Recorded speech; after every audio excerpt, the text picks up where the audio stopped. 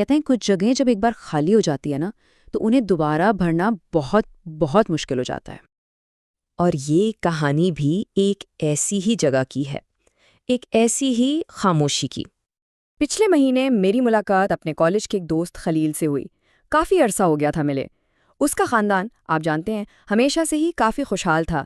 3 نسلوں سے ان کی اپنی ایک چھوٹی سی فیملی فیکٹری چل رہی تھی۔ لیکن جب میں اس سے ملا تو یہ ملاقات ایک ایسے وقت میں ہوئی جب ان کی یہ خاندانی میراث بالکل ختم ہونے والی تھی۔ اس نے مجھ سے ملتے ہی بنا کسی تمہید کے کہا، ہم یہ کارخانہ بند کر رہے ہیں۔ میں نے اپنے دوست کی آنکھوں میں دیکھا، وہاں بس مایوسی ہی مایوسی تھی۔ اس کے یہ چند الفاظ اس کی ٹوٹی ہوئی ہمت کی گواہی دے رہے تھے۔ اس نے بتایا کہ بجلی کے بل، گیس کی جو قلت ہے وہ، اور اوپر سے یہ آسمان سے باتیں کرتی مہنگائی، اس سب نے ہماری کمر ہی توڑ دی ہے۔ سوچئے، یہ وہ معاشی دباؤ تھے جنہوں نے 3 نسلوں سے چلتے ہوئے کاروبار کو گھٹنوں پر لا کھڑا کیا تھا۔ میں نے ہمت کر کے ڈرتے ڈرتے اس سے پوچھا، اب تم کیا کرو گے؟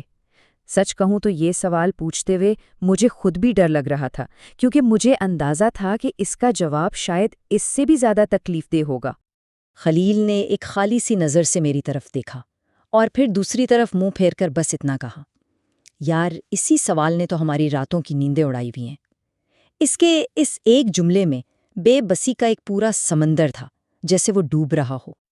وہ تو چلا گیا، اسے اپنی وہ ننھی سی فیکٹری نیلام کرنی تھی، وہی فیکٹری جسے اس کے باپ دادا نے اپنے خون پسینے سے بنایا تھا۔ لیکن وہ جاتے جاتے مجھے سوچوں کے ایک بہت گہرے سمندر میں دھکیل گیا۔ میں وہیں بیٹھا سوچتا رہا کہ کیا یہ صرف خلیل کی یا اس کے کارخانے کی کہانی تھی، یا یہ پوری قوم کی داستان ہے، کیونکہ سچ تو یہی ہے کہ یہ معاشی بدحالی ہم میں سے ہر ایک کو کسی نہ کسی طرح سے متاثر کر رہی ہے۔ جب معیشت اس طرح ڈگمگاتی ہے نا تو سب سے پہلے روزگار ختم ہوتا ہے۔ ذرا اپنے ارد گرد دیکھیں، کتنے ہی نوجوان ہیں جو ڈگریاں ہاتھوں میں لیے گھر بیٹھے ہیں، کتنے مزدور ہیں جو دن بھر کام ڈھونڈ کر شام کو خالی ہاتھ لوٹتے ہیں، اور کتنے چھوٹے دکاندار ہیں جو اپنا کاروبار بند کرنے پر مجبور ہو گئے ہیں۔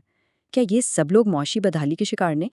لیکن اس سب کا سب سے خوفناک اثر مالی نقصان نہیں ہے، نہیں، اس کا سب سے گہرا زخم تو انسان کے ذہن پر، اس کی روح پر لگتا ہے۔ کبھی سوچا ہے اس لمحے کے بارے میں جب ایک باپ اپنے بچوں کے سامنے خود کو بے بس محسوس کرتا ہے؟ یا جب ایک بیٹا اپنے بوڑھے ماں باپ کے علاج کا خرچ نہیں اٹھا پاتا؟ اور جب ایک ذہین ہونہار طالب علم کو پیسوں کی کمی کی وجہ سے اپنی پڑھائی ادھوری چھوڑنی پڑتی ہے، تو یہ صرف مالی مسائل نہیں رہتے، یہ گہرے نفسیاتی زخم بن جاتے ہیں جو شاید کبھی نہیں بھرتے۔ تو سوال یہ پیدا ہوتا ہے کہ آخر ایسا ہوتا کیوں ہے؟ کیا یہ معاشی بدحالی کوئی قدرتی آفت ہے جو بس اچانک آ جاتی ہے؟ نہیں، بالکل نہیں۔ یہ تو ہماری اپنی کمزوریوں، ہماری غلط پالیسیوں اور ہماری نااہلی کا سیدھا سیدھا نتیجہ ہوتی ہے۔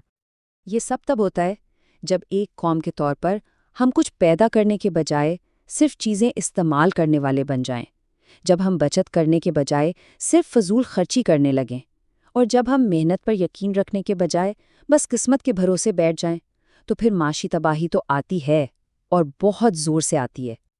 اور اس تباہی کا سب سے زیادہ بوجھ کون اٹھاتا ہے؟ غریب طبقہ۔ امیر کو تو کم نقصان ہوتا ہے، اور جو ہوتا بھی ہے اس کی جمع پونجی اسے سہارا دے دیتی ہے۔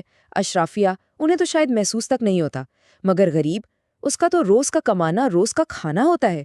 جس دن کمائی نہیں، اس دن چولہا ٹھنڈا۔ لیکن کیا اس کا مطلب یہ ہے کہ ہم کچھ کر نہیں سکتے؟ کیا ہم بس ہاتھ پر ہاتھ دھرے بیٹھے رہیں؟ نہیں، ہم اس کے خلاف بہت کچھ کر سکتے ہیں۔ ہم سب مل کر اس زوال کو روک سکتے ہیں۔ تو ہمیں کرنا کیا ہے؟ دیکھیے، 3 چیزیں بہت ضروری ہیں۔ سب سے پہلے تو ہمیں بحیثیت قوم اپنی سوچ بدلنی ہوگی۔ دوسرا، ہمیں اپنی حکومتوں سے بہتر پالیسیوں کا مطالبہ کرنا ہوگا اور انہیں جواب دہ بنانا ہوگا۔ اور تیسرا اور سب سے اہم قدم، ہمیں ایک قوم بن کر متحد ہونا ہوگا۔ ہمیں یہ بات سمجھنی ہوگی کہ جب معیشت کمزور ہوتی ہے تو قوم کمزور ہوتی ہے، اور جب قوم کمزور ہوتی ہے تو اس کا ہر ایک فرد کمزور ہو جاتا ہے۔ کیونکہ یاد رکھیے، جب کسی ملک کی معیشت کی بنیادیں کمزور ہوتی ہیں تو صرف عمارتیں نہیں گرتی، لوگوں کے حوصلے اور جذبے بھی ختم ہو جاتے ہیں، اور جو لوگ معاشی بیماریوں کا شکار ہو جائیں وہ کبھی بھی ایک حقیقی مضبوط قوم نہیں بن سکتے۔ اور پھر ان کی زندگی اور موت کے بیچ بس وہی ایک سوال رہ جاتا ہے، وہی سوال جو میں نے اپنے دوست خلیل سے پوچھا تھا، اب کیا کرو گے؟ اور یہی ایک جملہ ان کی راتوں کی نیندیں حرام کرنے کے لیے کافی ہوتا ہے۔ یہ سوال صرف خلیل کا نہیں، یہ سوال ہم سب کا ہے۔